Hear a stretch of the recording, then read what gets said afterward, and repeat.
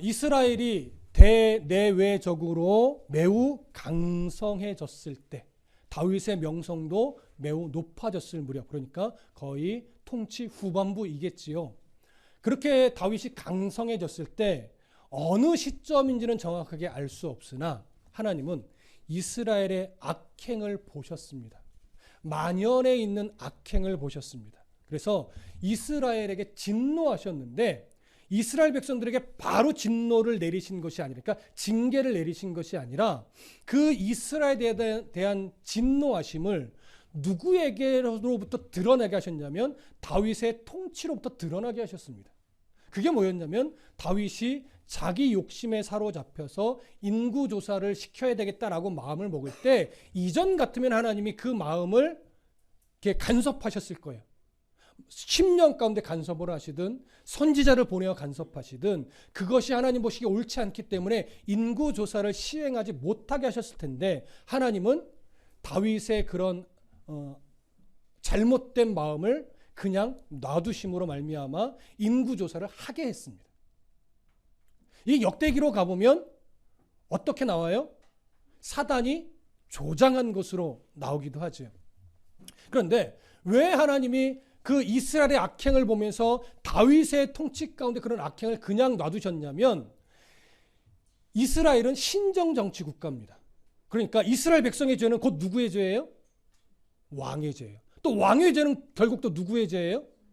백성의 죄예요. 그렇기 때문에 이스라엘 백성이 악행하는 삶을 산다는 거 하는 것은 무엇에 대한 또 반증이 되냐면 왕이 하나님의 공의를 가지고 통치하지 못하고 하나님을 두려워하는 자세로 나라를 다스리지 않았기 때문에 백성이 이렇게 악행을 거듭한다고 하는 것과 동일하게 되는 거예요. 그래서 하나님은 이스라엘 백성들의 악행을 진노하시면서 그 원인이 누구에게 있음을 지금 드러내는 거예요? 다윗의 통치에 있음을 드러내시는 거예요. 그래서 다윗의 인구조사 명령을 하나님이 막지 않으시고 그냥 두신 겁니다. 자, 그렇게 해서 다윗이 지금 흔들린 통치 중심을 하나님이 드러내시는데 그렇게 한 10개월 가까이 인구조사가 진행되었습니다. 그리고 결국 보고가 됐죠. 이전에 출애굽 때에 이 광야에서 이스라엘 백성들이 칼을 뺄 수 있는 장정의 수가 몇 명이냐면 대략 60만이었습니다. 근데 지금은 100만이 넘어갔어요. 다윗 때에. 그래서 다윗이 그 인구조사 통계를 받고 나서 기뻤을까요? 안 기뻤을까요? 기쁘죠. 이 군사력이 이렇게 강해졌구나. 이 정도 군사력이면 다른 나라도 정복할 수 있겠는데? 뭐 이런 식의 여러 가지 생각이 들으면서 좀 마음이 굉장히 좋았을 거예요. 근데 그 좋은 마음이 오래 갔을까요? 아니요. 오래 가지 못하죠. 자, 이제 드디어 하나님이 그렇게 다윗의 교만한 마음을 드러내신 후에 드디어 간섭하기 시작합니다. 자, 10절 함께 읽습니다. 10절 시작. 다윗이 백성을 조사한 후에 그의 마음에 자책하고 다윗이 여호와께 아뢰되 내가 이 일을 행함으로 큰 죄를 범하였나이다. 여호와여 이제 간구하옵나니 종의 죄를 사하여 주옵소서. 내가 심히 미련하게 행하였나이다 하니라. 자, 다윗이 얼마 동안 기뻐했는지는 잘 모르겠어요. 며칠 갔는지 몇 개월 갔는지 아마 몇 시간 갔는지 우리가 정확하게 알 수는 없는데 그리 길지 않았을 겁니다. 잠시 동안 인구조사의 통계를 보고 참 마음이 풍성하고 뭔가 소망이 생기는 것 같고 즐거워하긴 했는데 어느 순간 그 마음에 자책이 됐어요. 그런데 이 자책했다는 것을 얼핏 보면 다윗이 드디어 철들었구나, 깨달았네, 이렇게 여기실 수가 있는데 이것이 히브리어 문법으로 조금 들어가 보면 이 자책하다라고 하는 이 단어가요 어떻게 되어 있냐면 사역형 능동태로 됐어요. 여러분, 사역형이라는 건 뭐예요? 사역이라는 건 누가 시키는 거죠. 그러니까 다윗이 스스로 자책한 걸까요? 누군가의 어떤 영향력이 다윗으로 하여금 자책하게 만든 걸까요? 자책하게 만든 거예요. 그래서 원문에 가깝게 직역을 해보면 이 부분이 어떻게 되냐면 그리고 그것이 다윗의 마음을 쳤다 이렇게 됐어요. 이게 원래 직역이에요. 이것을 이제 나름 문장을 다듬어서 한글로 번역한다고 한 것이 그의 마음에 자책하고 이렇게 되는 거예요. 그러니까 자책의 출발점이 마치 다윗에게서부터 출발한 것 같지만 그렇지 않습니다. 원문을 보면 다윗이 자책하게 된 것이 다윗에게 출발한 것이 아니라 누구에게서부터 자연히 출발한 걸까요? 당연히 하나님으로부터. 이제 하나님이 그의 마음을 치시는데 뭘 친 거냐면 신앙의 양심을 친 거예요. 그게 옳으냐? 너 잘한 거냐? 하나님이 정말 기뻐하시겠느냐라는 신앙의 양심을 탁 찌르니까 다윗이 가지고 있는 참 장점 중에 하나가 하나님이 양심을 찌를 때 바르게 반응하더라는 거지. 그래서 다윗이 자책을 하게 됩니다. 그러니 다윗의 자책하는 이 모습은 다윗이 참 잘했다 이것이 아니라 이것마저도 뭐예요? 하나님의 은혜이죠. 다윗은 이렇게 은혜를 받은 자예요. 그래서 다윗이 고백하는데 뭐라고 고백하느냐? 여호와께 아뢰되 내가 이 일을 행함으로 큰 죄를 범하였나이다. 여호와여 이제 간구하옵나니 종의 죄를 사하여 주옵소서. 내가 심히 미련하게 행하였나이다. 인구조사 명령이 왜 미련한 행일까요? 왜 어리석은 행일까요? 이전에도 언급했지만 이스라엘은 신정국가입니다. 인간의 왕을 세우긴 했지만 실제적인 왕은 누구예요? 하나님이에요. 그래서 인간 왕은 하나님을 왕으로 섬기는 데 있어서 그 중간자 역할만 하면 돼요. 그래서 이스라엘 하나님을 왕으로 섬기는 이스라엘의 힘은 군사의 숫자가 아닙니다. 이스라엘을 지키고 보호하시는 하나님이 이스라엘의 힘이에요. 그래서 여호수아 때 우리가 나누었을 때 기억 더듬어 보시면 여호수아가 이제 막상 하나님의 은혜로 막 가나안 땅에 들어가서 여리고성을 점령하려고 딱 담대하게 섰는데 담대하게 서는 것까지는 딱 좋았는데 마음에 뭐가 생겨요? 순간 염려가 생겨요. 야, 정말 이길 수 있을까? 그래서 여리고성 가까이 가서 이렇게 거니는데 그 앞에 누가 딱 마주 보냐면 군대 장관같이 생기신 한 이렇게 위험이 딱 가득한 분을 딱 만나게 된 거예요. 그랬더니 여호수아가 뭐라고 물어요? 당신은 우리를 위합니까? 대적을 위합니까? 그랬더니 그 분이 뭐라고 말하냐면 나는 너를 위하지도 않고 대적을 위하지도 않고 나는 여호와의 군대의 대장으로 왔다 이렇게 말해요. 자, 여호와의 군대 대장. 여기서 그가 말한 여호와의 군대는 누구일까요? 학자들 중에는 천사라고 말하는 자들도 있지만 이스라엘이 애굽에서 탈출할 때 하나님은 그 이스라엘 백성들을 여호와의 군대라고 표현했었습니다. 마찬가지로 지금 그 자리에 여호수 앞에 딱 선 자는 뭐냐면 두려워하고 염려하는 여호수 앞에 두려워하지 마. 내가 너희들의 군대 대장으로 왔어. 이 얘기를 한 거죠. 누구예요? 현현하신 예수 그리스도로 봅니다. 그래서 여호수아 앞에 선 이스라엘이라고 하는 여호와의 군대의 대장으로 예수님이 오셔서 걱정하지 마. 이 전쟁은 누가 하는 전쟁이라고요? 예수님 자신이 해주시는 전쟁이라고요. 하나님이 다 만들어 놓으면 나중에 뒤처리 정도만 이스라엘 백성이 하는 거예요. 그래서 첫 전쟁, 헤렘으로 대표되는 이 첫 전쟁은요. 이스라엘이 손도 까딱 안 하게 했어요. 처음에. 어떻게 했어요? 성벽을 여리고성을 6일 동안 침묵 가운데 한 바퀴씩. 7일째는 침묵 가운데 7바퀴. 총 몇 바퀴요? 13바퀴. 돌고 나서 마지막에 소리를 외치게 했어요. 뭐라고 외쳤는지 몰라요. 외치게 했더니 뭐가 무너졌을까요? 여리고 성이 무너진 게 아니라 여리고 성벽이 무너진 겁니다.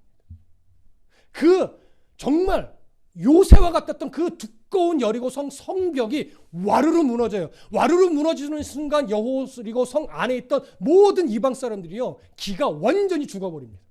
벌벌벌 떨고 있어요. 그때 이스라엘 백성들이 하는 일은 뭐냐면 그 떨고 있는 자들 향해서 무너진 성벽을 넘어가서 그들을 다 죽이는 거예요. 살아있는 생명은 사람이든 가축이든 다 죽여요. 불에 타는 것은 다 태워요. 생명도 없고 불에 타지도 않는 보석류 같은 건 여호와의 성전에 넣어드립니다. 왜냐하면 이것은 대표예요. 이 전쟁이 누구께 속했다? 하나님께 속했다. 그래서 사람이 절대 요만큼도 취해서는 안 되는 전쟁. 이것을 헤렘이라고 합니다. 그렇게 하나님이 대장이 돼서 모든 작업을 다 해주시는 거예요. 이스라엘은 뒤처리만 하면 돼요. 그렇게 하나님의 이스라엘 백성은 누가 싸워주시는 나라냐면 하나님이 싸워주시는 나라예요. 이스라엘 왕은 바로 이 사실을 신뢰함으로 말미암아 하나님의 명령 없이 함부로 인구의 숫자를 계수해서 뭐 군인의 숫자를 파악한다거나 조세를 먹인다거나 이래서는 안 돼요.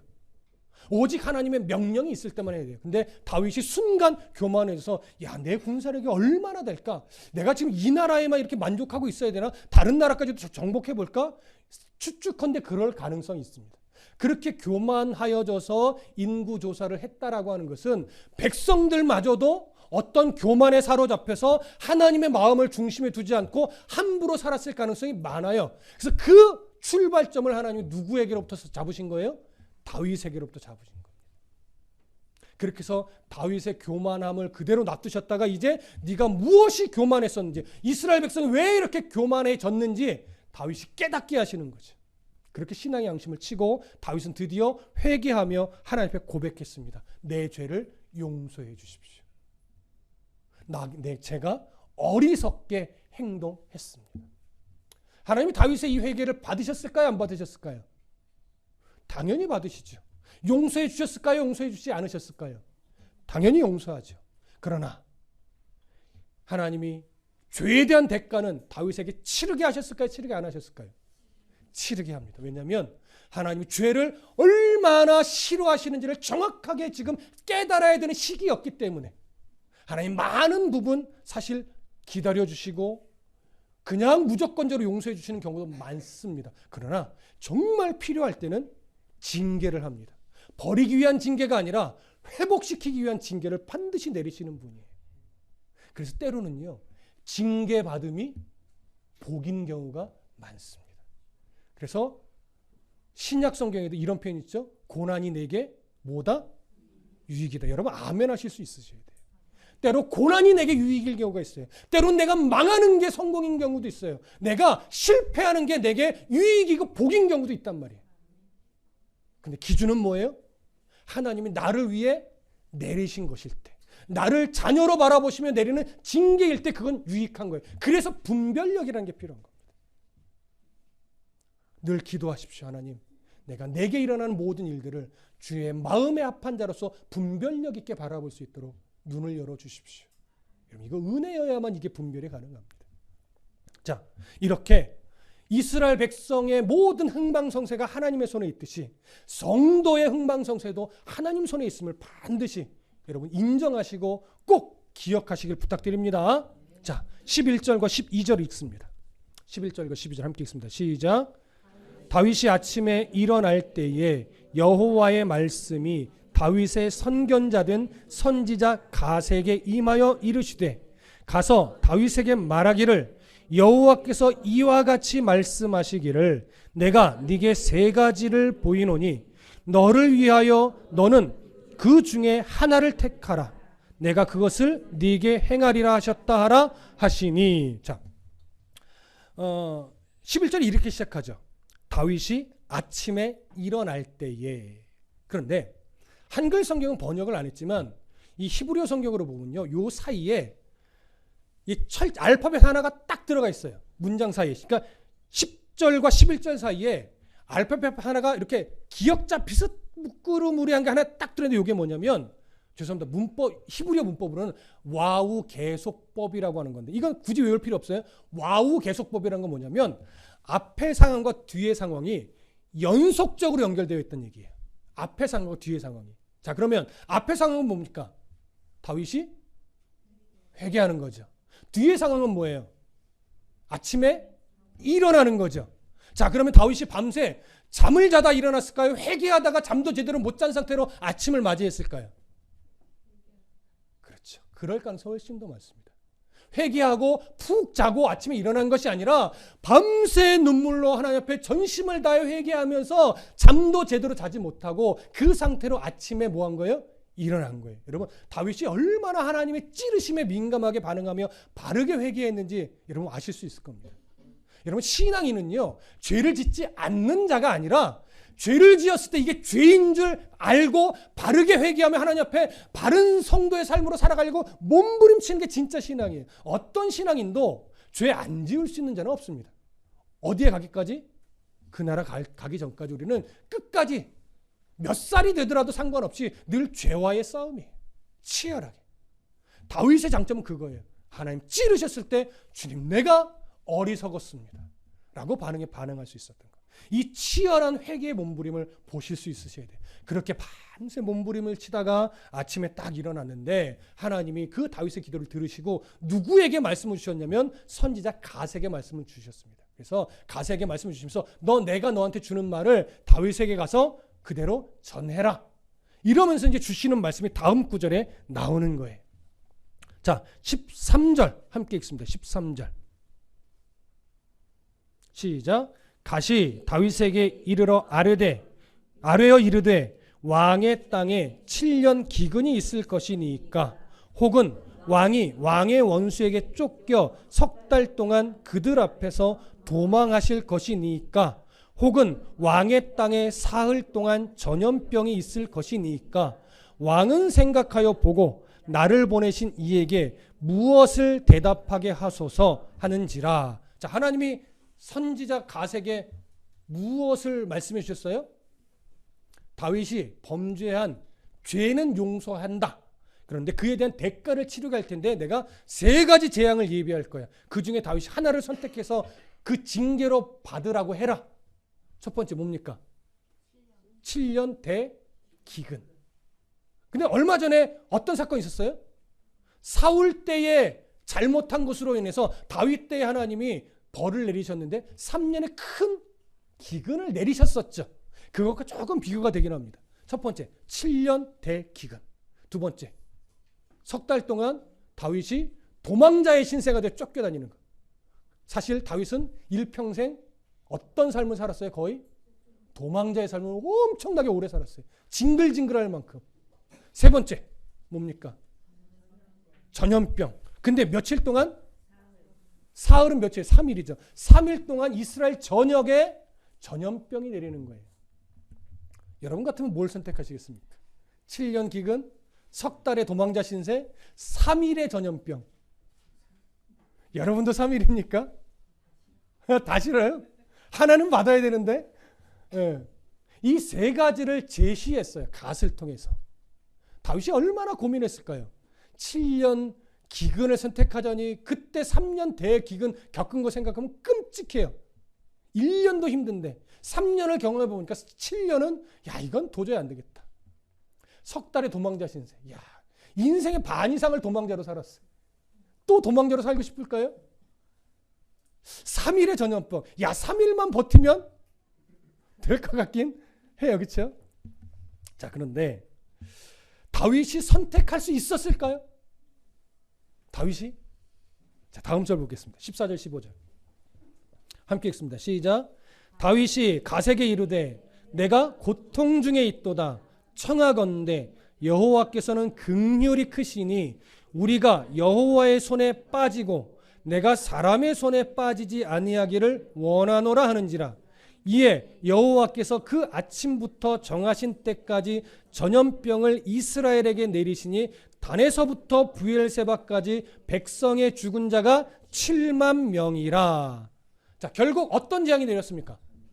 전염병이 내렸죠. 그런데 대부분의 많은 수의 학자들은 다윗이 결국 3일의 전염병을 선택했다고 봅니다. 왜냐하면 좀 전에 말씀드렸듯이 7년 대기근을 선택하자니 이미 3년의 기근을 경험했어요. 또 석 달 동안 도망자로서 자기가 고통을 받으려고 생각하니 인생의 반을 도망자로 살아봐서 이제 너무너무 싫어요. 그래서 경험해보지 않았던 3일의 전염병을 다윗이 선택했다라고 보는 시선이 굉장히 많기는 하지만 여러분 14절을 잘 보시면 14절의 내용이 다윗이 선택한 내용일까요? 기근을 선택했다라고 보기 어렵습니다. 그래서 14절을 어떻게 보느냐에 따라 다윗이 기근을 선택한 것이다라고 보는 시선도 있고 하나님이 임의로 전염병의 기근을 내려준 거다 이렇게 보기도 하는 거예요. 자, 여러분들은 어떤 견해를 선택할지 모르겠으나 어느 견해를 선택해도 큰 문제는 되지 않습니다. 하지만 저는 문맥상 이 14절에 있는 우리가 여호와의 손에 빠지고 내가 사람의 손에 빠지지 아니하기를 원한다라고 하는 이 구절을 저는 어떻게 이해하냐면 사람의 손에 의해 징계를 받는 것이 아니라 내가 하나님의 손에 의해 징계를 받고 싶습니다. 그러니 이 선택을 제가 하지 않고 하나님께 맡기겠습니다. 하나님이 어떠한 징계를 내리시든 우리는 달게 받겠습니다. 이런 의미로 이 표현을 한 것으로 저는 봅니다. 그래서 일단 우리는 이 14절의 내용을 다윗이 이 징계의 선택을 하나님께 맡기는 표현으로 이해할 것입니다. 그래서 하나님은 이전에 내렸던 두 가지 재앙은 내리지 않고 내리지 않았던 전염병의 재앙을 하나님께서 임의로 이스라엘 중에 내리신 것으로 이렇게 여길 것입니다. 자, 그렇게 해서 15절 다시 보시면 이에 여호와께서 그 아침부터 정하신 때까지 전염병을 이스라엘에게 내리시니 단에서부터 부엘세바까지 백성의 죽은 자가 몇 명이에요? 7만 명이에요. 근데 잘 보셔야 돼요. 여러분, 단에서부터 부엘세바라는 건 어떤 의미라고 그랬죠? 이스라엘 가장 북쪽에서부터 가장 남쪽까지라는 얘기예요. 여기서 단은 본래 부여받은 중심부의 단이 아니라 사사기 끄트머리 미가의 이야기에서 확인했듯이 그 블레셋 사람으로 인해서 산지에서 내려오지 못하고 맨날 쭈그려 있다가 안 되겠다, 이 땅 우리가 정복 못하겠다 해서 북쪽으로 올라가다가 미가의 제사장까지 꼬드겨 가지고 근데 가장 북쪽에 우리나라로 얘기하면 가장 순박한 민족들 동막골 사람처럼 라이스 땅, 레센이라고 부르는 라이스 땅에 그냥 조용히 살던 그 순박한 사람들을 다 싹 죽여버리고 정복한 땅이에요. 그래서 가장 북쪽의 단은요, 사실 하나님 보실 때 이쁜 땅이 아닙니다. 그런데 경계선으로 보면 가장 북쪽이에요, 그 단이. 그래서 중심부가 아닙니다. 어거지로 자기 땅 만든 가장 북쪽의 땅이 단지 여기서 말하는 단이에요. 그래서 가장 북쪽 경계선의 단부터 가장 남쪽 경계선의 부엘세바까지 이스라엘 전체라는 거예요. 이스라엘 전체에 순식간에 몇 명이 죽어요? 7만 명이 죽어요. 그런데 여기 보면 아침부터 정하신 때까지 이러니까 이 아침부터 정하신 때는 시간적으로 얼마만큼일까요? 3일로 보게 돼요. 왜? 3일 동안 전염병을 내리신다고 했으니까. 그런데 우리가 좀 주의해서 볼 것은 뭐냐면 다음 절이에요. 16절 한번 볼까요? 함께 읽습니다. 시작. 천사가 예루살렘을 향하여 그 손을 들어 멸하려 하더니 여호와께서 이 재앙 내리심을 뉘우치사 백성을 멸하는 천사에게 이르시되 족하다. 이제는 네 손을 거두라 하시니 여호와의 사자가 여부수 사람 아리우나의 타작마당 곁에 있는지라. 자, 전염병의 재앙을 진행시키는 천사가 있는 거예요. 그 천사가 뭐 어떤 모양새인지 모릅니다. 막 진짜 막 전염병 세균을 막 뿌리고 다니는 이런 식의 그림 아니에요. 이건 다분히 좀 상징적인 그림이에요. 마치 어떤 것처럼요, 출애굽 때 이 애굽 땅 안에서 하나님께서 천사를 통해서 죽음의 그림자를 지나가게 하셨잖아요. 이스라엘 백성도 죽음의 대상자였으나 이스라엘 백성은 무엇 때문에 살아요? 문설주에 어린 양의 피를 바름으로 말미암아 그 죽음의 그림자 유월한 거죠. 넘어가는 거죠. 그래서 사는 거예요. 지금은 이스라엘 전역에 전염병의 재앙이 천사를 통해서 쭉 진행해 가고 있습니다. 그럴 때 하나님이 어느 순간 야 멈춰 이렇게 된 거예요. 천사에게. 근데 천사가 멈췄는데 그 멈춘 자리가 어디예요? 아리우나의 타작마당 있는 쪽에 딱 멈춘 거예요. 이것이 3일 동안 진행된 것이 아니라 3일 동안 진행돼야 되는데 이게 몇 시간이 지난 건지 하루 정도 지난 건지 이틀 정도 지난 건지 모르겠지만 3일이 다 채워지기 전에 하나님이 멈추셨어요. 멈추시고 나서 성경은 이런 표현을 해요. 하나님 앞에 이 재앙 내리심을 어떻게 했대요? 뉘우치셨대요. 자, 이 뉘우치셨다는 표현이 성경에 가끔 나오잖아요. 하나님이요, 뭔가 판단을 잘못 내려서 야 이거 내가 너무했네 이렇게 마음을 변개하시는 분일까요? 그런 거 아니에요. 여기서 뉘우치셨다는 것은 하나님의 인간적인 그런 뉘우침을 말하는 것이 아니라 하나님이 자기 백성을 징계하여 이 재앙을 내리실 때 하나님이 딱 팔 이렇게 끼고서 여러분들 내가 그럴 줄 아주 고소하다 여러분들 그냥 그렇게 내 말 안 듣더니 이 재앙 되니까 힘들지 하나님 이렇게 보실까요? 아니요. 하나님이요, 자기 백성을 회복시키려고 징계하실 때 하나님의 가슴이 더 찢어진다는 걸 아셔야 돼요. 하나님이 그 찢어지는 가슴을, 이건 인간적인 표현입니다, 그 찢어지는 가슴을 부여안고 이 백성을 회복시키려고 이런 징계의 심판을 내리시는 거예요. 하나님이요, 꼴 좋다 이렇게 보시지 않는단 말이에요. 백성들이 죽어갈 때 하나님의 가슴이 더 아파요. 그래서 뉘우쳤다는 것은 뭐냐면 하나님이 찢어지는 가슴을 이렇게 표현한 것이고, 그러면서 이 재앙이 이 정도로 하나님이 충분했다 이렇게 여기신 거예요. 3일 동안 가지 않아도 된다라고 하는 것이지. 표면적으로는 3일을 이야기하셨지만 처음부터 하나님은 3일 동안 내리실 생각이 없으셨던 겁니다. 그래서 순식간에 몇 명이 죽어요? 7만 명이 죽습니다. 골고루 죽었는지 한 지역만 죽었는지도 알 수 없어요. 어찌됐건 이스라엘 백성, 자기가 사랑하는 백성 7만 명을 하나님이 죽게 놔두셨어요. 이걸 괜히 또 천국과 지옥으로 나누지 마십시오. 이건 그런 개념이 아닙니다. 그렇게 해서 7만 명이 죽으셨어요. 이 정도면 징계가 충분하다 여기고 멈추시고, 그 멈춘 자리가 아리우나의 타작마당이었을 뿐이에요. 다음 시간에 말씀드리겠지만 이 아리우나의 타작마당이 결국 무슨 자리가 되냐면 예루살렘 그 시온산이에요. 여기에 예루살렘 성전이 나중에 세워지는 건데 그 얘기는 다음 시간에 말씀드릴 겁니다. 그렇게 해서 하나님이 딱 세우셨어요. 17절 함께 읽습니다. 시작. 다윗이 백성을 치는 천사를 보고 곧 여호와께 아뢰어 이르되 나는 범죄하였고 악을 행하였거니와 이 양무리는 무엇을 행하였나이까? 청하건대 주의 손으로 나와 내 아버지의 집을 치소서 하니라. 자, 하나님이 다윗의 눈을, 영적인 눈을 여셔서 무엇을 보게 했나요? 재앙을 이끌어가는 천사를 보게 해요.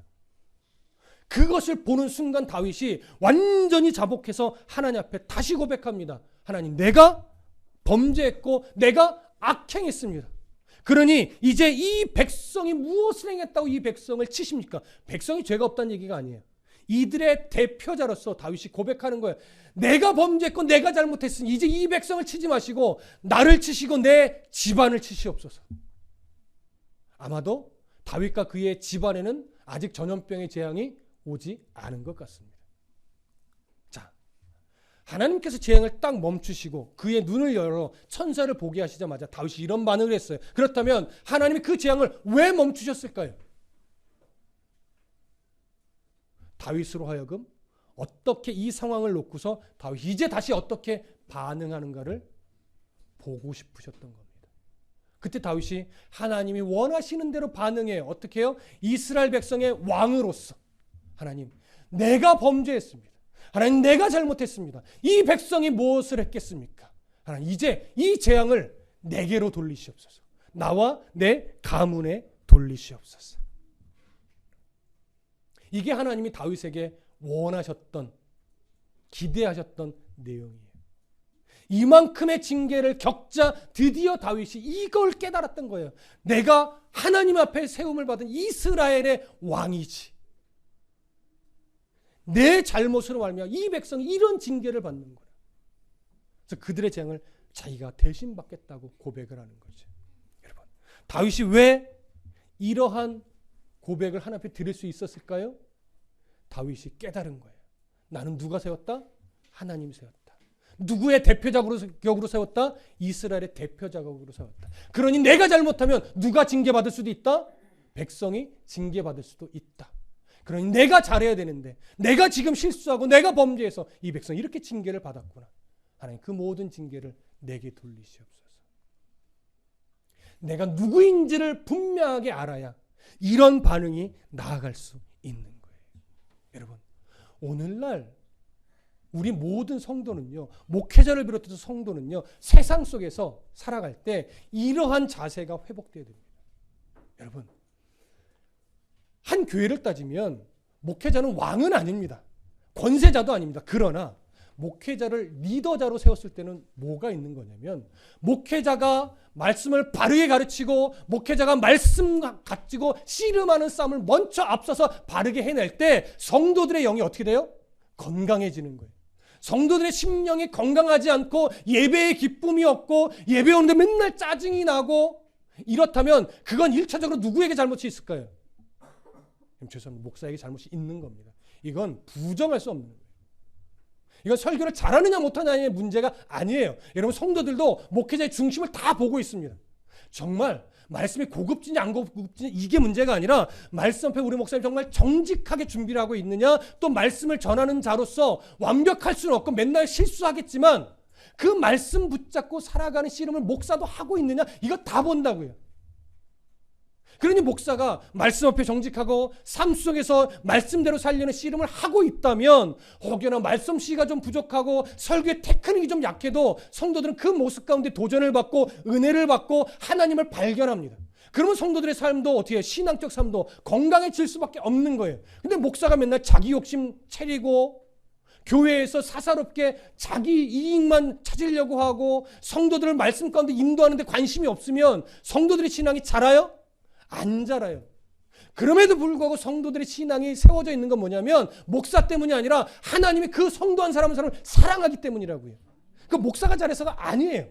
하나님의 성도를 사랑해서이죠. 그러니 여러분, 교회 안에서 보면 목사가 하나님 앞에 자기의 위치와 자기의 역할을 바르게 알아야 다윗과 같은 심정을 가질 수 있어요. 저도 부교육자 때는 잘 못 느꼈습니다.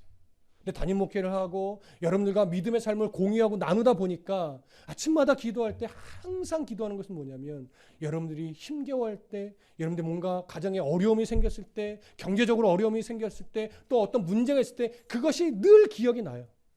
기도를 안 할 수가 없죠. 마치 어떻게 해요? 다윗처럼 하나님, 마치 이 가정의 아픔이 내 아픔인 것이냐? 100%는 아닙니다. 하고 싶어도 안 돼요, 그거는. 그러나 조금이라도 여러분들의 아픔을 내 아픔처럼 느끼려고 하는 거죠. 그렇게 기도하게 돼요. 근데 여러분들은 저를 위해서 그렇게 기도 안 하시겠어요? 하지요. 이게 같이 맞물려 가는 거예요. 교회 안에서 이렇다면 여러분들, 우리들은요, 세상 속에서 믿지 않는 형제와의 관계 속에서, 믿지 않는 세상의 어떤 우리들의 일터나 사회 속에서 우리의 역할이 딱 그렇단 말이에요. 그들을 긍휼히 여길 수 있는 마음이 어디서부터 와요? 내가 어떤 정체성을 가지고 있고 내가 무엇을 위해 부름을 받은 자인가, 이거에 대해서 정확하게 알아야 그리스도인을, 교회를 이해하지 못하고 손가락질하기도 하고 맨날 핀잔이나 주고 야 너는 무슨 재미로 사냐 맨날 이런 딴지 거는 소리만 할 때 그것이 배가 아프고 화가 나고 어휴 저거 아주 내가 성질 같았어 이런 마음이 들 수는 있지만, 나의 정체성과 나를 왜 하나님이 사랑하셔서 복음을 주셨는지, 내가 이 세상에서 어떤 역할을 해야 되는 자인지를 알면 그렇게 나를 찌르는 자가 세상에서 화가 나는 것이 아니라 불쌍해져요. 긍휼히 여겨져요. 그 영혼이 빨리 주님을 만나면 저런 소리를 안 할 텐데. 그러니까 다윗의 귀한 점이 뭐예요? 이런 교만과 이런 어리석음 속에서 자꾸 하나님의 양심을 찌를 때 내가 하나님의 백성이지, 하나님께 세움받은 왕이지, 이스라엘 대표작으로 하나님 앞에 서 있는 거지, 이걸 늘 자꾸 생각하는 거예요. 그러니까 바른 회개로 자꾸 돌이키면서 이제는 백성들이 겪는 재앙을 내가 대신 받겠다라는 고백까지도 할 수 있는 거예요. 여러분, 왜 그리스도인이 세상 속에서 자기 자존심을 누를 힘이 생기겠습니까? 왜 내가 좀 손해보더라도 다른 사람을 더 귀하게 높여주려고 하겠습니까? 바보라서요? 아니에요.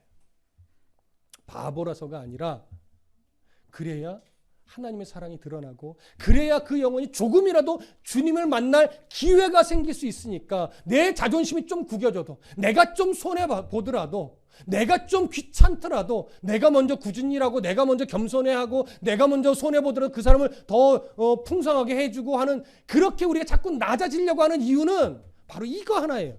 그들이 조금이라도 이 하나님을 만날 수 있도록 하려고. 그거 아니면 여러분 굳이 겸손 떨 이유가 없습니다. 굳이 여러분들이 손해볼 이유가 없습니다. 그러니 이 세상 속에서 잘 분별해서 그리스도의 영향력, 복음이 살아나야 한다라고 여러분 판단이 드시면 자존심 무너지더라도 많이 포기하십시오. 그런 일이 아니라면 여러분 정당하게 챙길 거 챙기시고 취할 거 취하십시오. 불법적이지 않는 이상. 무슨 말씀 이해되시죠? 괜히 바보같이 잃어버리고 괜히 바보같이 챙길 거 못 챙기는 이런 사람은 되지 마십시오. 그래서 분별이 필요한 겁니다. 복음을 위해서는 여러분 다 포기하십시오. 복음을 위해서는 손해도 보십시오. 복음을 위해서는 자존심도 좀 구기십시오. 근데 그게 아니라면 여러분 당당하십시오. 취할 거 취하십시오. 할 거 하십시오. 할 소리도 하십시오. 이것만 분별하시면 됩니다. 오늘 다윗이 하나님 앞에 이 백성들을 바라보며 이렇게 자기 죄를 고백하고 그 백성들의 징계를 내게 돌려달라고 했던 것처럼 여러분 세상을 향해서 이런 태도를 가지셔서 여러분들이 어떤 위치에 있는 사람인지 어떠한 존재로 부름을 받았는지 정확하게 인식하셔서 그 세상을 하나님께로 인도하고 복음을 위해 기꺼이 손해볼 줄도 아는 그런 정말 당당하고 풍성하고 멋진 성도의 삶이 되시기를 간절히 축복합니다. 기도하겠습니다.